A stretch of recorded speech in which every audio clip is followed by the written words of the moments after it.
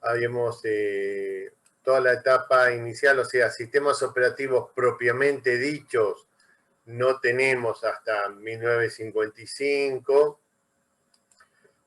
Lo que tenemos son monitores, lo que tenemos es presencia en librerías permanentemente cargadas a los efectos de ahorrarle tiempo, pero sistemas operativos propiamente dichos recién los empezamos a tener cuando ya tenemos mayor capacidad de memoria, más o menos cuando en la segunda generación de hardware, cuando tenemos transitores, cuando ya tenemos mayor capacidad de memoria, alrededor más o menos de 1955. Y lo que tenemos son esencialmente sistemas operativos de procesamiento batch, ¿sí?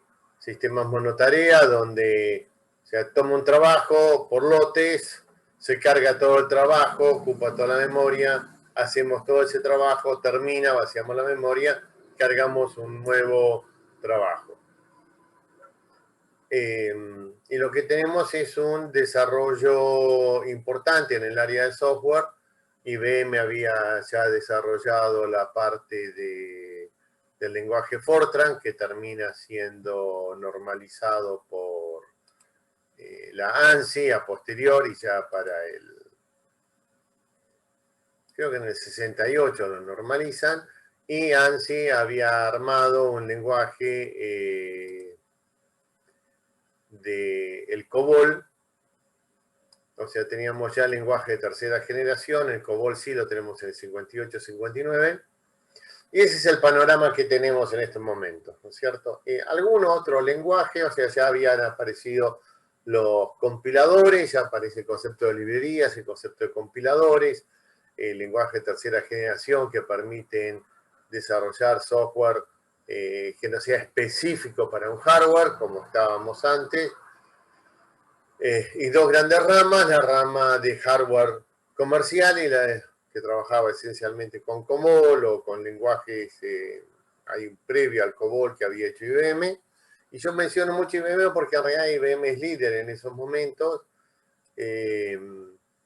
llegando a tener ya a fines de la década del 70 el 80% del mercado de computación. Más o menos estable el tema. Hasta ahí me siguieron, ¿no? ¿Dónde estamos parados? Rodríguez. Sí, profe. Ok. Cohen. Sí, profe. Ok. Estoy intentando adivinar, Cohen, en dónde es esa foto. En Lituania, profe. En Lituania. No conozco. Un país chiquito, un país chiquito. ¿Cómo? Un país chiquito, en el mar Báltico. No, ubico perfectamente. Estonia, Lituania, Ucrania, toda esa serie de países lo ubico. Aparte, Lituania es un país muy importante dentro de la tradición judía ashkenazí. Los Litvkis, toda una corriente muy grande, así que sí, ubico perfectamente a Lituania. La foto del fondo es muy linda, lástima lo que hay adelante de tu campera, pero bueno, en fin, cosas que pasan. Hace mucho frío ahí, parece. Aclaremos, yo soy del más grande entre los grandes, pero tengo un hijo de gimnasia y la otra hija de gimnasia. Tengo 2 de mis 3 hijos son de gimnasia. El problema que hay con River admite simpatizantes, gimnasia no. Gimnasia o sos hincha con todo o no sos nada. No admite términos medios. Bien, volvamos a la materia. Lo que pasa es que me distrajo el fondo de la pantalla.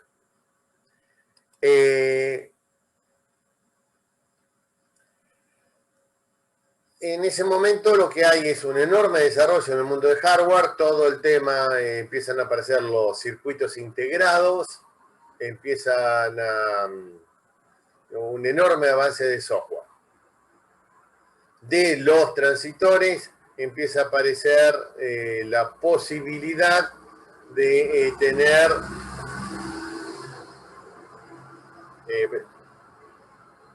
más de un elemento en el mismo. O sea, primero lo que tenemos son los circuitos impresos, que son esas placas de cartón donde se dibujan, donde se deja de usar cables y pasan a ver circuitos impresos y donde se insertan los equipos electrónicos. Y luego el desarrollo de la tecnología de los transitores empieza a aparecer el concepto de circuitos integrados, donde en un solo dispositivo puede haber más de un transitor. Este enorme crecimiento del hardware, crecimiento exponencial, término que hoy en día está bastante de moda, va haciendo cada vez más poderosas las computadoras que tenemos. Cuenta la leyenda que los vendedores de IBM, uno de los vendedores de IBM fue en el año 1962, 61 a vender una actualización de equipo. Estaba la familia 710, una serie de familias de equipamiento de hardware, a decirle que había salido una nueva versión de la unidad de procesamiento, que ahora en vez de hacer 200.000 cuentas por segundo, podía hacer 400.000 cuentas por segundo. Fantástico, la velocidad se había duplicado, un tema genial. Costaba nada más que $2 millones más, pero el doble de velocidad, etc. Y el comprador, que venía actualizando sus equipos, lo me dice, no, gracias. Y varios de los compradores le dicen, interesante, pero no, muchas gracias. Y entonces los vendedores de IBM, muchachos, no los podemos vender los equipos nuevos. Y la pregunta es, ok, ¿qué pasa? ¿Por qué no nos compran los equipos nuevos? Entonces le preguntan, ok, bien, está bien, no lo querés comprar, pero por lo menos contame por qué.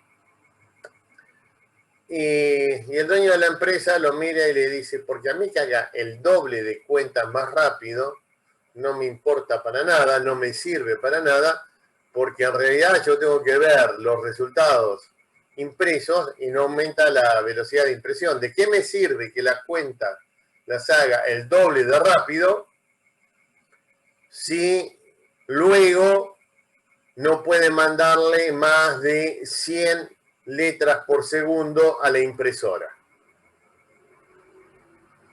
O sea, se arma un enorme cuello de botella en la impresión. Bueno, vamos a hacer un tema, vamos a hacer una máquina. Hicieron una máquina que grabás todas las cuentas en una unidad de cinta y la impresión pasa a ser offline. Impresoras que tenían lectora de unidades de cinta, de forma tal de que se hacía la cuenta, lo llevábamos la unidad de cinta a la impresora offline y luego imprimía aparte. No puedo grabar en la unidad de cinta más de 10.000 caracteres por segundo. ¿De qué me importa?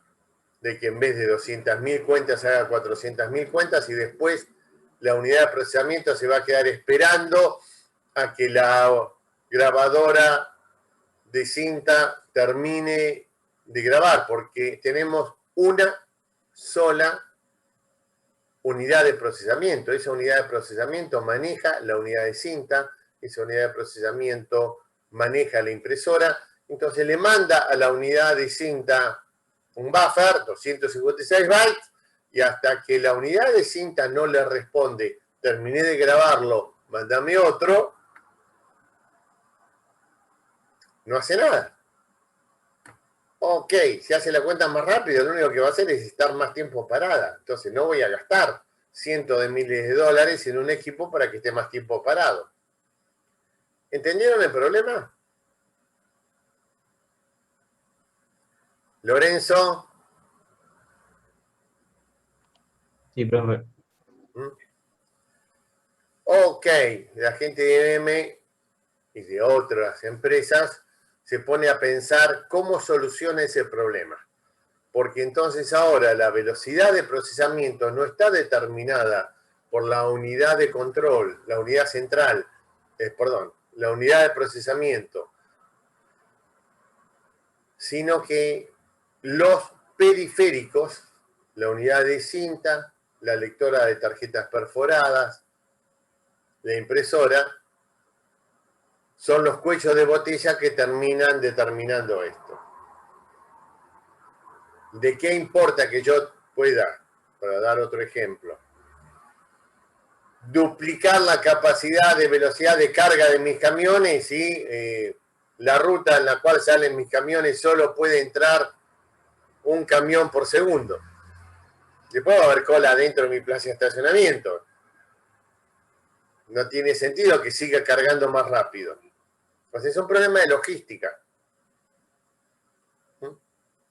Los periféricos son los que determinan la velocidad en la cual se termina el proceso y que la cuenta la haga más rápido no tiene ningún sentido.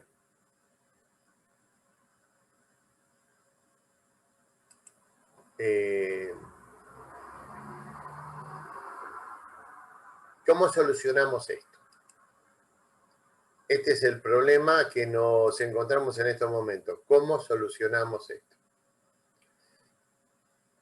Entonces se evaluaron múltiples alternativas y vamos a dar un ejemplo para tratar de, primero, a través de algo que es más fácil de entender, luego llevarlo al área de informática. Cabrera, ¿fuiste alguna vez a comprar a una ferretería? Sí. Ok. ¿Cómo le decís qué es lo que querés al que te atiende? Y primero, depende de qué necesite, le pido, no sé, tornillo de distinto tamaño, no sé. Hace banda que no voy a una ferretería, la verdad. Digamos, uno de los problemas que suele haber en la ferretería es que uno necesita un repuesto de algo y si no puede llevar la pieza, no conoce los términos técnicos, ¿correcto? Ahora, piensen en el que atiende en una ferretería. El que atiende en una ferretería tiene que asesorarnos, porque le preguntamos a él, sobre qué tipo de pintura. Sí, mira, con la pandemia se me ocurrió pintar el living. ¿Qué pintura me recomendás? Y mira, hay muchos tipos de pinturas. Atiende a alguien y tiene que poder explicarle pinturas lavables, látex, etcétera, los costos. Al próximo cliente le tiene que explicar lo que es un flotante de un inodoro. Al próximo cliente le tiene que explicar la diferencia entre una llave francesa y un... ¿Se pusieron a pensar alguna vez la cantidad de cosas muy distintas que tiene que manejar un vendedor de una ferretería? Sí. Y además de entender lo que uno pretende o necesita. Sí, no, porque había una publicidad muy buena se rompió el guñuflo del cuchuflo. No sé cómo decírtelo. Pierde agua el inodoro, sí, pero ¿por dónde? Y pierde agua. Y era una publicidad muy buena que decía sacarle una foto y mostrársela. Hoy en día eso está más facilitado. Sí, por suerte. Antes, lo que siempre te dice, tráeme la pieza para ver. Para comprar, por ejemplo, el cebador de un mate, te dice, flaco, tráeme el termo, porque hay distintas roscas. O sea, ¿qué vienes a buscar? Mirá, tenía un mate y pierde. Necesito una nueva tapa para cebar mate. ¿Cómo es tu mate? ¿Y cómo es tu termo? Y alto, un cilindro. No, pero ¿cómo es la boca del termo? Y no, tráelo, lo tenemos que probar. O sea, hay un problema muy serio cuando uno tiene que tomar un... Imagínense al dueño de una ferretería que tiene un vendedor, un muy buen vendedor, que sabe mucho, atiende a la gente y tiene buenos precios. Y de pronto se empieza a armar mucha cola delante del vendedor, ¿correcto? Y él ve que empieza a perder ventas simplemente porque hay que esperar mucho a que te atienda, porque él dice, quiero pintura, ¿cómo no? Entonces el vendedor va al depósito, vuelve con las 2 latas de pintura, los 2 pinceles, etc. Hay todo un tiempo que queda parado mientras va, busca las latas de pintura, lo que atiende al próximo cliente. Ok, necesitas un flotante para el inodoro, se va al depósito, trae flotante para el inodoro. Y así sucesivamente. Y el dueño de la ferretería ve que hay gente que se cansa de esperar y se va. Entonces decide, voy a tomar un nuevo vendedor para no perder clientes. ¿Les parece correcta la idea? Sí. Bien. Toma un vendedor, si toma un pibe no sabe nada y lo va a pasar preguntándole al otro. ¿Sí? Y un vendedor que sepa todo esto y que pueda atender y responder a todo esto es caro. No es tan fácil. ¿Qué otra forma de solucionar esto tenemos? ¿Se les ocurre otra forma?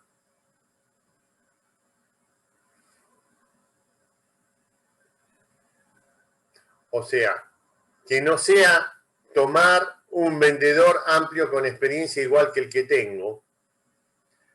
A ver, yo necesito mucha experiencia para ir al depósito a buscar 2 latas de pintura.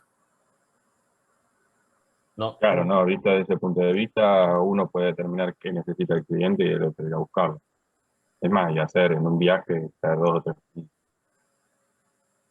Ok. Bellón, ¿qué opinas al respecto? Que podría ser un ayudante, que uno podría determinar qué necesita y otro que lo vaya a buscar. Correcto. Eso se llama cadete. Entonces, lo que se le ocurre al dueño de la ferretería es decir, tengo el tipo que sabe y le pongo 2 o 3 cadetes. Entonces, atiende, dice, ok, y le dice uno de los cadetes, anda a buscar al depósito 1, 2 latas que digan esto, esto y esto. Bellón, ¿qué va a hacer el vendedor mientras el cadete va a buscar las 2 latas de pintura? Va a atender a otra persona. Exacto. ¿Y qué pasa con el primer cliente? Esperará al próximo, o sea, la persona que fue a buscar el depósito. Vos estás atrás del mostrador, pedís, mandan al cadete, empieza a atender al que seguía en la cola. Vos que estabas ahí, ¿qué haces? Y tenés que esperar tu producto y mientras se pueden estar facturando. ¿Sí? Te quedás parado ahí esperando, ¿correcto? Sí, haciendo Le nada. pregunto si necesita algo más. Es decir, de entrada le vas a ir pidiendo todo, porque eso es lo que va a hacer. A ver, como tienen más de un cadete, puedes preguntarte más de una cosa, pero por ahí viene la lata de pintura y dice, me acordé, necesito los pinceles. O sea, la pregunta es, el vendedor principal, en un momento, ¿a cuántos clientes está atendiendo? En un momento determinado, uno solo. En un momento específico a uno. Pero si yo le pregunto, Bellón, vos que pediste la lata de pintura, te viene ahí y te pregunta, ¿estás atendido? ¿Qué respondés?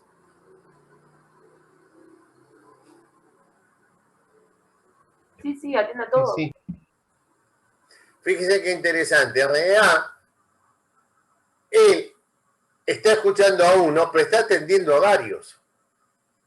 En realidad, lo que están atendiéndolo, lo que están haciendo cosas para esto son los cadetes.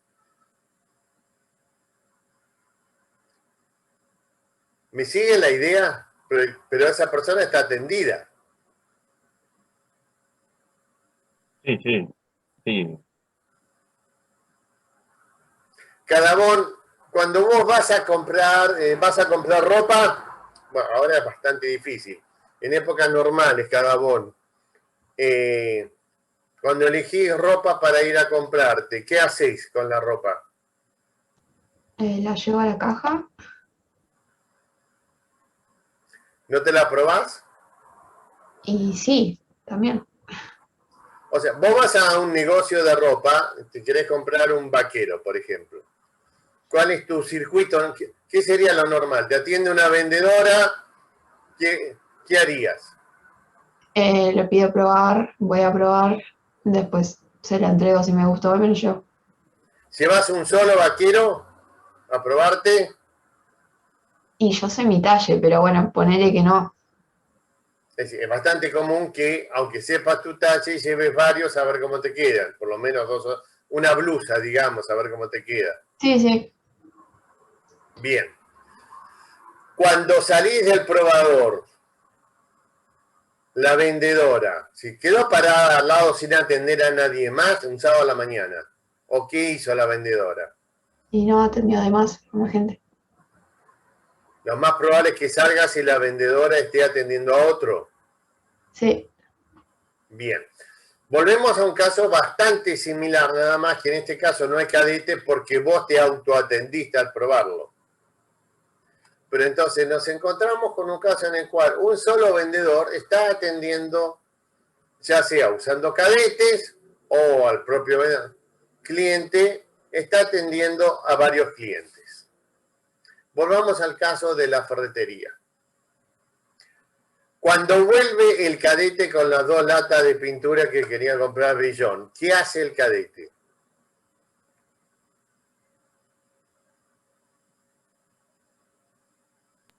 Va a buscar cosas para otra persona atendida. ¿Qué cosas? ¿Cómo saben? O sea, si hay alguna cosa que le manden a buscar, o sea, espera a que le pidan que vaya a buscar algo más. Ok, ¿y quién es el que le pide? El vendedor principal. El vendedor principal. O sea, ¿qué es lo que cuando él llega con las 2 latas, lo que va a hacer, el vendedor principal está hablando con un cliente, lo que va a hacer es interrumpirlo y decirle, acá están las latas, ¿qué hago? ¿Correcto? Ajá. Coining, ¿estás de acuerdo? Sí, profe, correcto. César.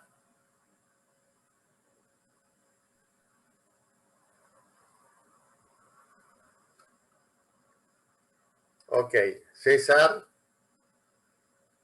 ¿No te anda el micrófono? No te escucho. Por el chat, si no. Como que está intentando, pero no se escucha nada. No. Por eso le dije que vaya por el chat. Entonces, lo que nos encontramos es con un mecanismo en el cual podemos tener un vendedor principal y un montón de cadetes. Los cadetes son mucho más baratos que el vendedor principal. Y atender, visto de afuera, el vendedor principal está atendiendo a varios. Visto desde el propio vendedor, en cada momento atiende de a uno, porque distribuyó con los cadetes. ¿Me siguieron? Bien. Entonces, IBM piensa esto y desarrolla un concepto totalmente revolucionario que se llama multiprogramación o multitarea o multiprocesamiento. Para nosotros estos tres términos van a ser sinónimos, específicamente, técnicamente hablando, si somos estrictos no lo son, pero para nosotros los vamos a tomar como sinónimo multiprocesamiento o multitarea. Y lo que hace es poner el equivalente de un cadete en cada uno de los periféricos. Una unidad de control. Inteligencia. Una pequeña computadora muy chiquita, ¿sí? Lo que nosotros hoy en día llamamos la controladora, conectada a cada periférico.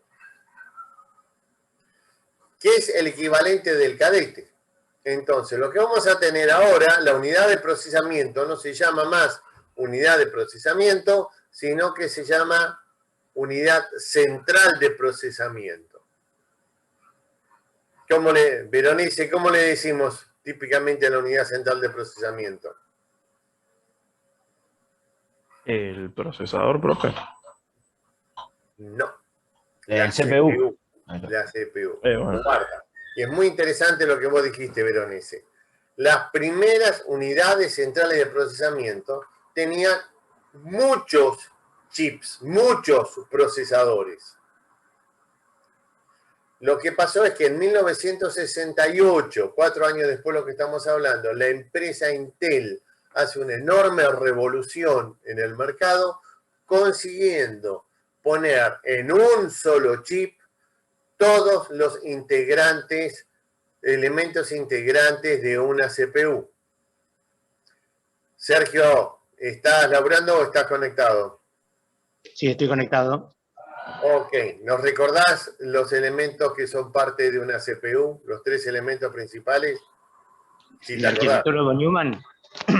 Registros, central de procesamiento lógico y la memoria principal.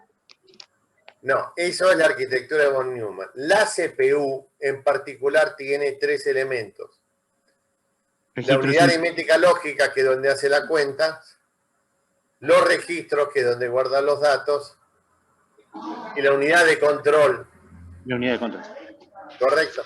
Estos 3 elementos que en 1963-64 estaban en varios chips, inclusive la ALU, la Arithmetic Logic Unit, podía ser muy compleja, recién pasan a ser un solo chip, como dice Berenice, un procesador en 1968.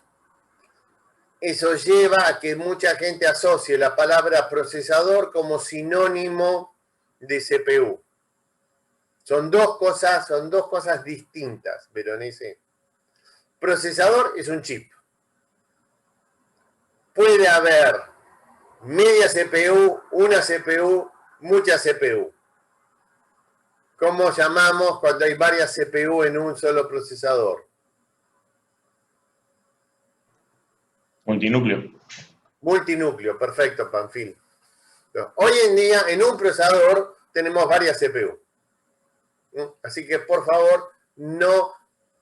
si bien en gran parte de la bibliografía se han unido, separemos los conceptos. CPU inicialmente es un concepto de hardware, que es la unidad central de procesamiento donde se hacen las cuentas,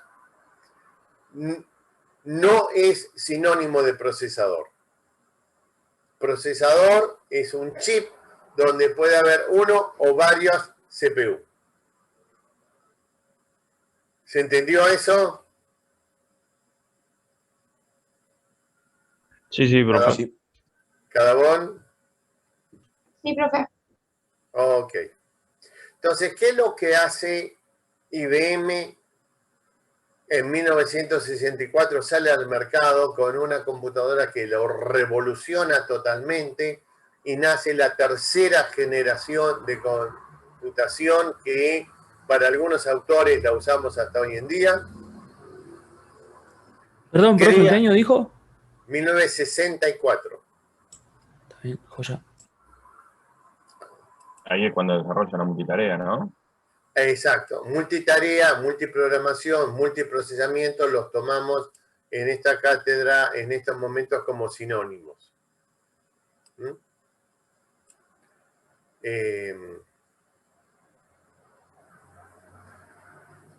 La multiprogramación, profe, ¿no? Multiprogramación, sí. Son todas formas de... A ver, tienen distintos... tienen pequeñas diferencias si uno lo hace muy fino. La multitarea y digamos, hubo definiciones que tienen que ver con el mundo mainframe, que tienen que ver con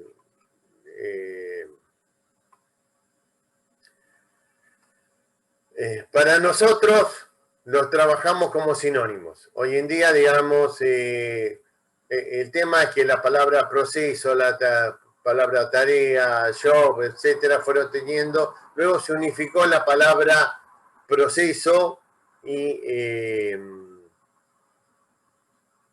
la estamos trabajando bajo esa idea.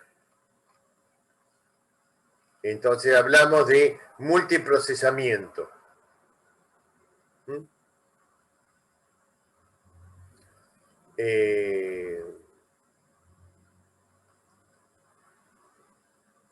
Pero si lo leen en los libros van a poder encontrarlo como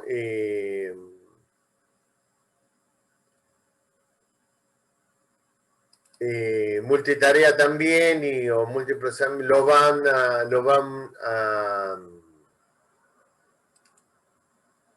lo vamos a tomar como sinónimos.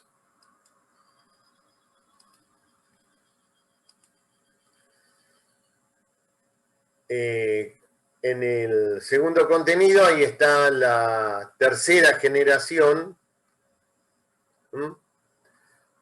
Acá figura multiprogramación. ¿Correcto?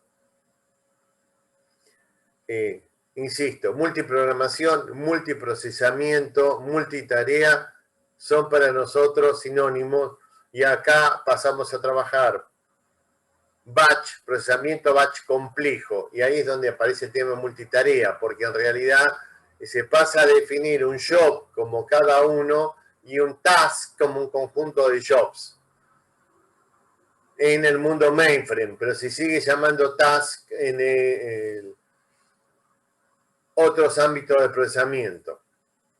Para unificar criterio, multiprogramación, multiprocesamiento, multitarea, lo tomamos como sinónimos. Guarda, no multiprocesador. Multiprocesador es que tengo varios chips. Es un error bastante común.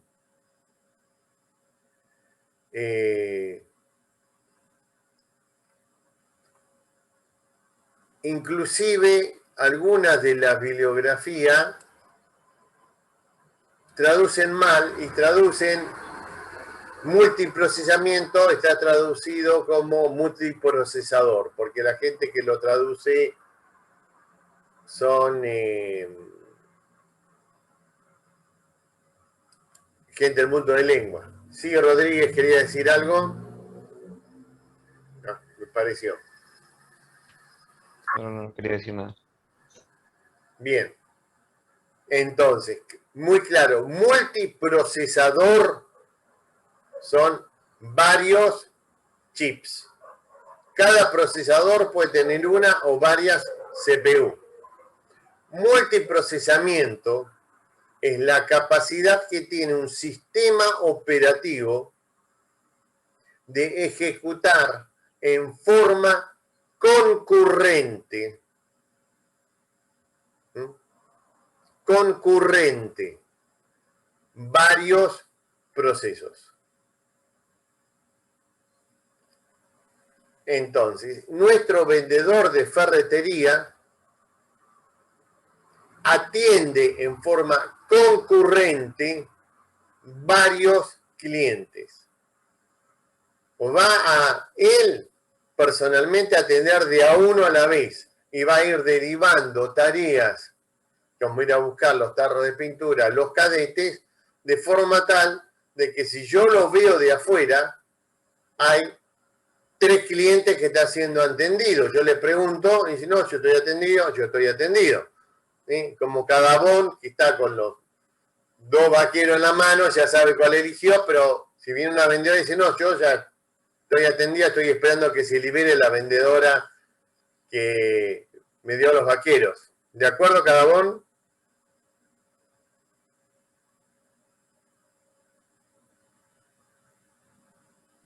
Sí, sí, profe. Salimos del probador, tenemos los 3, viene una vendedora nueva y dice, no, a mí me está atendiendo esta otra.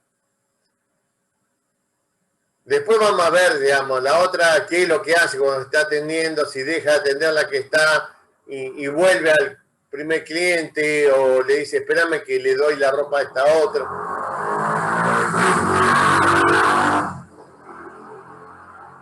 Este es un tema que vamos a ver un poquito más adelante, tiene que ver con desalojo, sin desalojo, etc. Lo que sí tenemos es que hay un vendedor que está atendiendo varios clientes concurrentemente, aprovechando que tiene cadetes. Los cadetes son las controladoras de cada periférico. Y entonces los vendedores de IBM van y le dicen a nuestro cliente que no, mira, traigo una nueva computadora y ahora, mientras la impresora, que es lenta, está imprimiendo los recibos, la unidad central de procesamiento, que es rápida, está calculando contabilidad. Entonces, vos vas a entrar al centro de cómputo y vas a ver la unidad de cinta grabando datos de contabilidad, la impresora sacando sueldos y la unidad central de procesamiento puede estar haciendo cuentas de cálculo de presupuesto. La unidad central de procesamiento va a hacer cuentas de a un proceso por vez. Pero desde afuera parece simultáneo.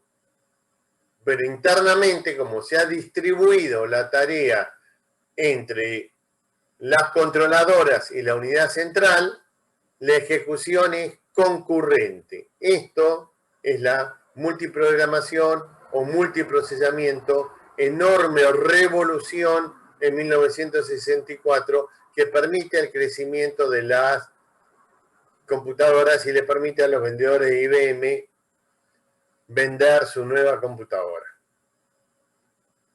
Esto requiere un sistema operativo mucho, mucho más complejo de lo que teníamos hasta ahora.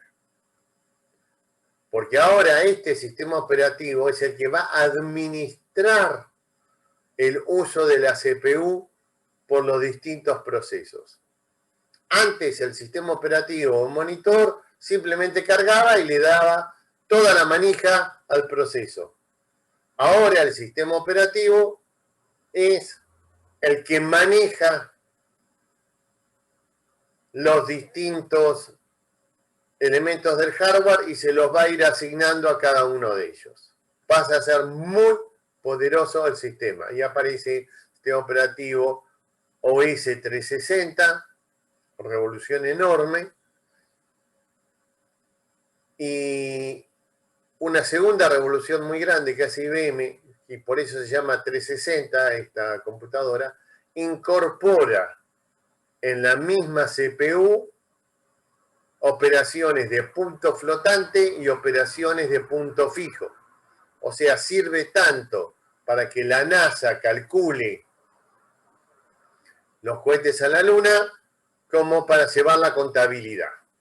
Dejamos de tener computadoras de científicas y computadoras administrativas para que nazca el concepto de las computadoras de propósito general. Entonces ahora tenemos un sistema operativo complicado, con muchas rutinas. Un sistema operativo que tiene drivers para cada uno de los periféricos, más la administración de memoria, porque ahora la memoria va a estar compartida. En la memoria vamos a tener código de varios procesos, o sea, vamos a levantar programas y cargarlos, y tenemos que administrar la memoria donde vamos a tener varios procesos ejecutándose. Hasta ese momento toda la memoria, se cargaba el proceso, toda la memoria del proceso y se acabó la historia. Ahora no, ahora tenemos varios procesos cargados en memoria y el mundo, la 360 tiene un poder tan grande que eso es lo que lo lleva a dominar el mercado a IBM. Le queda a las otras empresas tan solo alguna parte específica, algo de científico muy dedicado, que son la familia de Digital de DEC, de empresa DEC. Otros, estos equipos grandes, importantes, se llaman mainframes. Aparecen otras empresas como Burroughs, empresas francesas, inglesas, fabricando el mundo del mainframe, donde hoy en día prácticamente quedó nada más que IBM. Y nace dentro del mundo IBM también, vía los periféricos, la computación interactiva. Se desarrolla un programa que da un servicio que se llama tiempo compartido, time sharing, y el time sharing permite habilitar terminales, aparecen teclado y monitor, esos monitores grandes de fósforo verde para no cansar la vista arriba de cada escritorio, que lo han visto en varias películas, y explota el mundo de la computación, pero en base a centros de cómputo complejos que requieren muchos metros cuadrados, equipo de aire acondicionado, instalaciones muy grandes, computadoras muy caras. No había acceso a las computadoras para las pequeñas empresas que contrataban el servicio a los que podían tener un mainframe.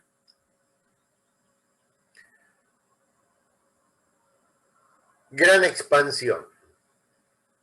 Mientras tanto, yo le decía, en 1968, la empresa Intel desarrolla un chip, toda una CPU, con muy pocas, con 32 instrucciones nada más. En base a que en un solo chip puedo tener toda la CPU, empieza a crecer otra familia de computación que se llama microcomputación. En esos momentos tenemos tres grandes familias. Las computadoras propiamente dichas, o mainframe, que eran las grandes computadoras como la IBM 360 en 1964, en la década del 70 saca la IBM 370, alrededor de 1975 más o menos, si mal no me acuerdo, y toda una familia a continuación. Otras empresas, e inclusive IBM para el mundo comercial, saca lo que llaman mini computadoras, que también tienen capacidad de multiprocesamiento, pero en vez de poder atender cientos de terminales, pueden atender decenas de terminales, y aparecen unos fabricantes bastante intrascendentes que toman estos chips desarrollados por Intel y hacen computadoras chiquitas, inclusive llegan a sacar computadoras por $1000 nada más, que hay que conectarla al televisor de uno, que hay que conectarla a una unidad de cassette, utilizan como memoria una unidad, un grabador, una unidad de cassette. Se fabrican en algunos garages. ¿Se le ocurre algún nombre de una empresa que nació así? Apple. Ah, escuché. no, por ejemplo. Apple. Claro, Apple. Apple. En ese momento nacen muchas. La más famosa es Apple. Con la Apple I se hicieron nada más que 400, era una caja de madera cuadrada que tenía nada más que la parte de procesamiento y era para lo que hoy llamaríamos hackers, para gente que lo tenía como hobby la computación. La Apple II no. La Apple II es una enorme revolución porque la Apple II incorpora en 1974 la posibilidad conectada a tu televisor y conectada a un cassette, y luego apareció un hardware que eran los disquetes, que lo había desarrollado IBM, y los floppy disk. Hay una revolución muy, muy grande porque hubo un contador que desarrolla un software utilizando un concepto que en contabilidad es muy, muy común, que es una tabla de doble entrada. Eso se llamó VisiCalc y fue la primer planilla electrónica. Y la microcomputación empieza a expandirse drásticamente porque le permite, por menos de $10.000, entre la impresora, la unidad de disquete, teclado, monitor y unidad de procesamiento, le permite a los contadores y a las pequeñas empresas tener su propia computadora. Por supuesto, esas computadoras, las microcomputadoras, tardaban 10 minutos en hacer lo que un mainframe lo hacía en un segundo. Terriblemente lentas. Pero en 10 minutos dentro de mi oficina. Cuando yo iba y contrataba el servicio, tenía que ir, llevarle el lote de tarjetas perforadas o la unidad de cinta al centro de cómputo, lo dejaba en la mesa de entrada y al otro día retiraba. O sea, bárbaro. Esa supercomputadora es muy rápida, muy bien, pero yo el resultado lo tengo a las 24 horas. Y si me compro una microcomputadora, lo tengo a los 10 minutos. O sea, para mí es muchísimo más rápida la microcomputadora porque tengo resultados yo mucho más rápido. ¿Siguieron la idea? Sí, sí. Sí. Bien.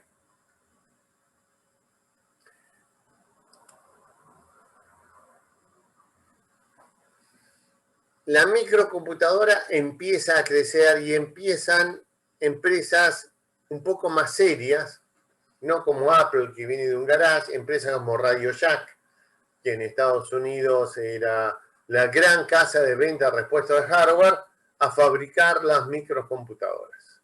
E IBM empieza a ver que las microcomputadoras se expanden. Ya estaba peleando el mercado de las mini computadoras con empresas como DEC, y la aparición de las microcomputadoras, los vendedores vienen y dicen, flaco, cada vez vemos más en las oficinas esos equipitos de morondanga. En vez de tener una terminal conectada a una gran centro de cómputo, lo que tienen es un equipito allí. IBM decide no perder parte de ese mercado y larga un equipo a $30.000 que se llama 5100, el modelo 5100 de IBM, que se programa en un lenguaje muy sencillo llamado BASIC, un lenguaje desarrollado en 1964 en la Universidad de Dortmund como introductor al Fortran,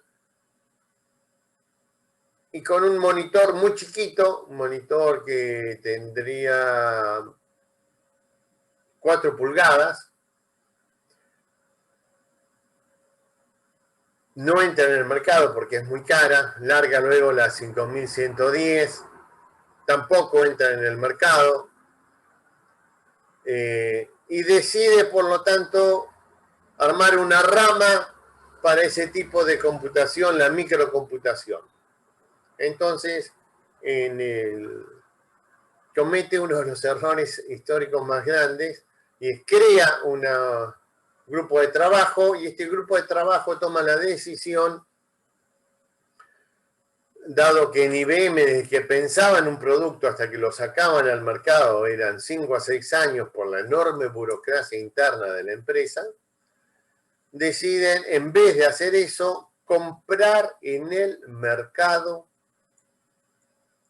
lo que se estaba fabricando para salir en 2 años al mercado. Se enteran que Apple va a salir con un producto bastante revolucionario, que fue la computadora Lisa, con la primera interfaz gráfica, que económicamente fue un fracaso.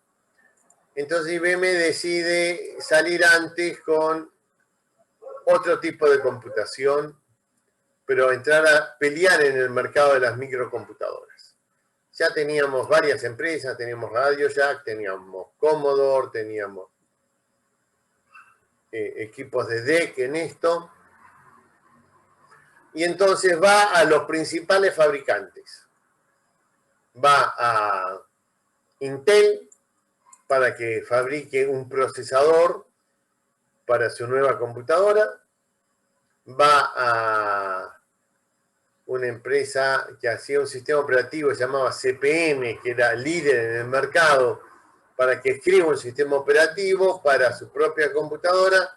Y va a una empresa bastante chiquita, que era líder en el mercado, que en el desarrollo de lenguaje de programación, que tenía un intérprete BASIC. ¿Cómo se llamaba la empresa que tenía un intérprete BASIC, que era líder en el mercado?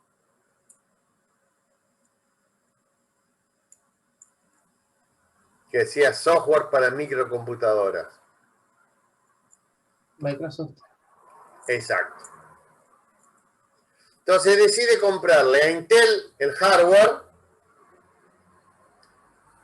a la gente de CPM el sistema operativo y a Microsoft el intérprete BASIC. Bueno, hay muchas anécdotas cuando viajan a California desde Florida, tienen que a la mañana reunirse con la gente de CPM, a la tarde con la gente de Microsoft. La gente de CPM no lo atiende, entonces llegan a la tarde en la reunión de Microsoft muy enojados, y un pibe muy joven, pero muy rápido para los negocios, firma el contrato por el BASIC, o sea, empieza a negociar, y se entera que no tenían el contrato por el sistema operativo, y dice, pero yo tengo un sistema operativo, para ustedes también le puedo vender.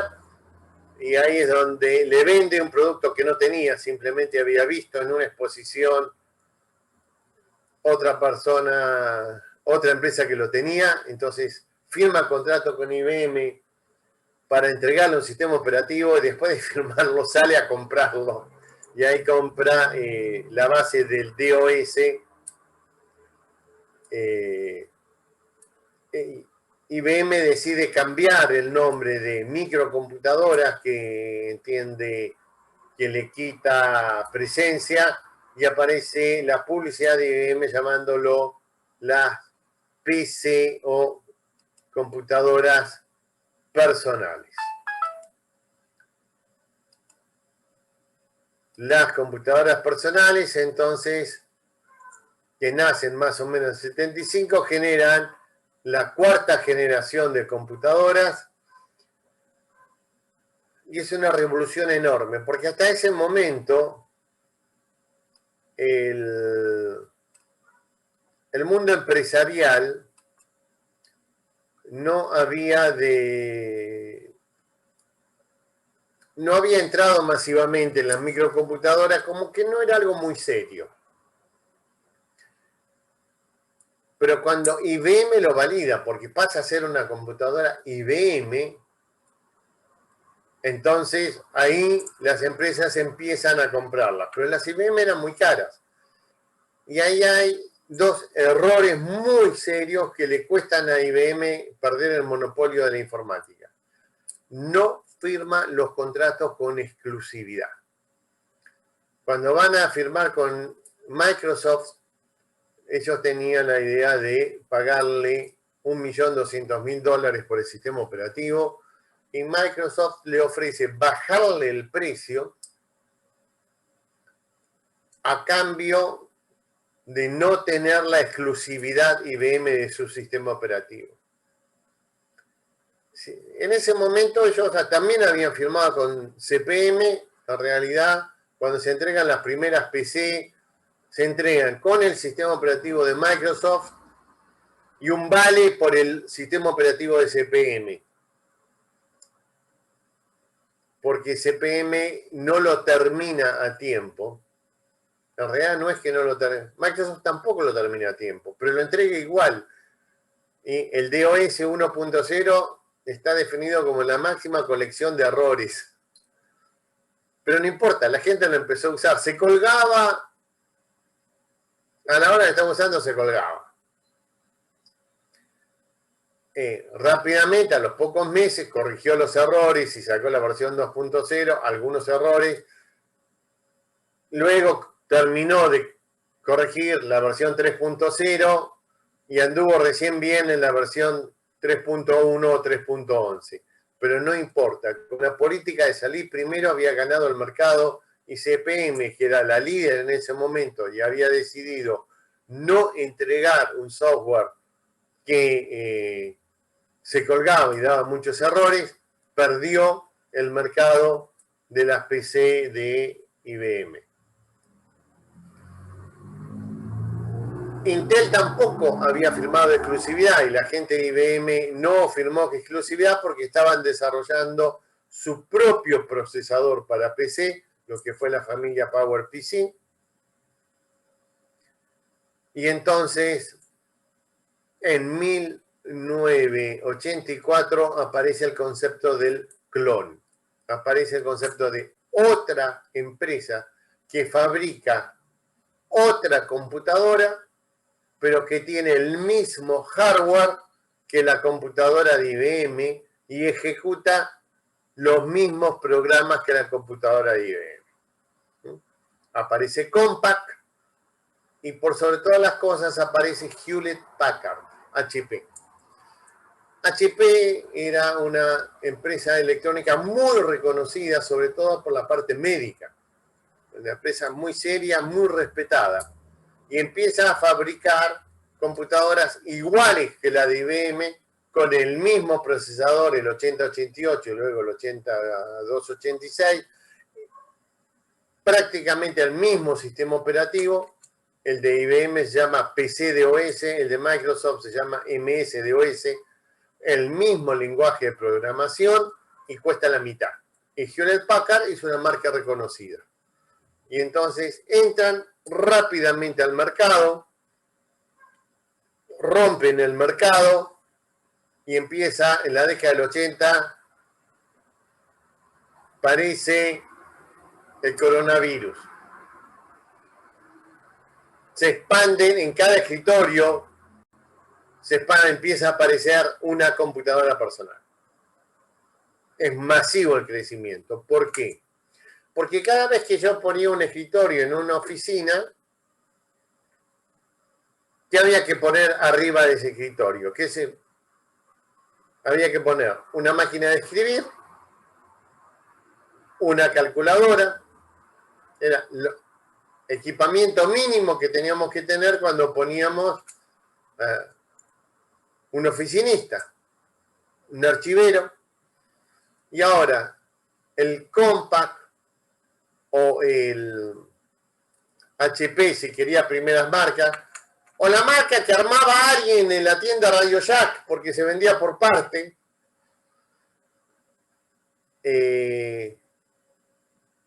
ya estaba el software para procesamiento de texto, entonces servía como máquina de escribir, ya estaban las planillas electrónicas, servía como calculadora, ya estaban las grabadoras de disquete, todo eso se había desarrollado en la década del 70. Entonces, cuando en la década del 80, 82 aparecen las primeras PC y en el 84 aparecen las Mac, ya estaba todo el hardware de los periféricos listo, y entonces lo que empezamos a poner es en cada escritorio simplemente una computadora, porque como máquina de escribir es muy superior, porque puedo corregir. Cuando yo escribo en una máquina de escribir donde me equivoqué, tengo que borrar el papel, queda mal. Bueno, IBM tenía algunas, unidad de cinta, que era un plastiquito que se pegaba, era un poco más. Acá no, acá podía verlo todo en pantalla y después escribirlo. Y después si quería hacer 30 copias, no tenía que fotocopiar, simplemente imprimía 30 copias.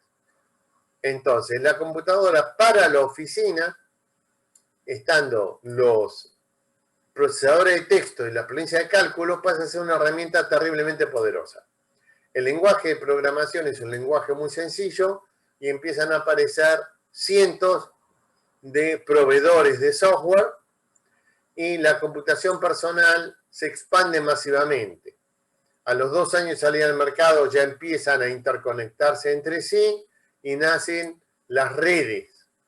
Lantastic fue una de las primeras, luego Network con la empresa Nobel que está hasta hoy en día, y empieza a aparecer, si bien el sistema operativo es un sistema operativo muy simple, muy básico, el de OS es un sistema operativo monotarea, monoprogramación, ejecuto de un programa a la vez y en forma interactiva, la interconexión vía la red hace de la computación personal una herramienta terriblemente poderosa. Y por sobre todas las cosas le permite al jefe de la oficina dejar de depender del gerente del centro de cómputo para poder usar computadoras en su oficina sin pedirle al tiempo, que tardaba meses y que hagan el programa, etc. Usaba la experiencia de cálculo, usaba los procesadores de texto y se expande masivamente. Sistemas operativos muy sencillos. El único que era un poquito más complicado era el de Mac. Y Microsoft tarda unos 10 años en sacar al mercado su interfaz gráfica poderosa en la década del 90. Pero ya el mundo del PC y la interconexión y las redes lograron desplazar masivamente a IBM y a las computadoras centrales. Junto con esto se fue desarrollando en la década del 70 el mundo Unix, donde las mini computadoras crecen drásticamente en poder y el mundo científico y las universidades trabajan en el mundo Unix. Y nos encontramos en la década del 90 entonces con que de tener el 80% del mercado de computación IBM y estar todo centrado en los grandes sistemas operativos muy poderosos, ya para 1995 IBM tenía menos del 20% del mercado de la computación, nunca recuperó hasta hoy en día lo que fue su posición dominante, y lo que tenemos son 3 grandes familias de sistemas operativos. El mundo de los sistemas operativos de las computadoras personales, el mundo de la PC, el mundo de los servidores, que es un mundo Unix, y el mundo mainframe, que se mantiene hasta hoy en día, hasta que en 1994 una nueva revolución surge y es la aparición de la nube o Internet, con todo lo que esto implica. No lo alcanzamos a terminar hoy, así que esta clase la terminaremos. La clase que viene vamos a terminar para ver el concepto de lo que algunos llaman la quinta generación, todo el concepto de computación distribuida, la nube, etc. O sea, lo que tenemos, que lo tenemos hoy en día, son 3 grandes familias de sistemas operativos: la del mundo mainframe, que es procesamiento batch; la del mundo de los servidores, que es una familia sistemas operativos Unix, multiprocesamiento, multiusuario; y la de la familia de las computadoras personales, que son multiprocesamiento, pero básicamente son monousuarios, con todo el poder que esto implica. ¿Dudas, preguntas al respecto?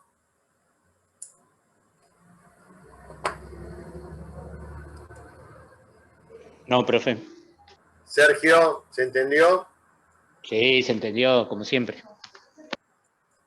A veces no tanto, pero gracias. César. Flores César.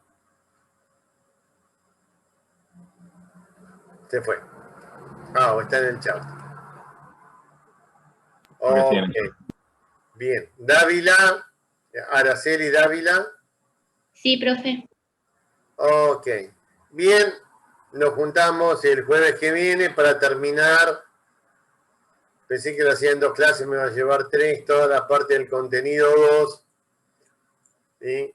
Para ver todo cómo influyen los sistemas operativos, todo el mundo de Internet, porque todo esto que vimos del multiprocesamiento lo vamos a usar mucho de esto cuando pasemos a ver la segunda temática de administración de procesos. Gente, nos vemos. Profe. Bye. Chao, nos vemos. Chao, profe, Un gracias. abrazo. Gracias. Feliz Día del Trabajador.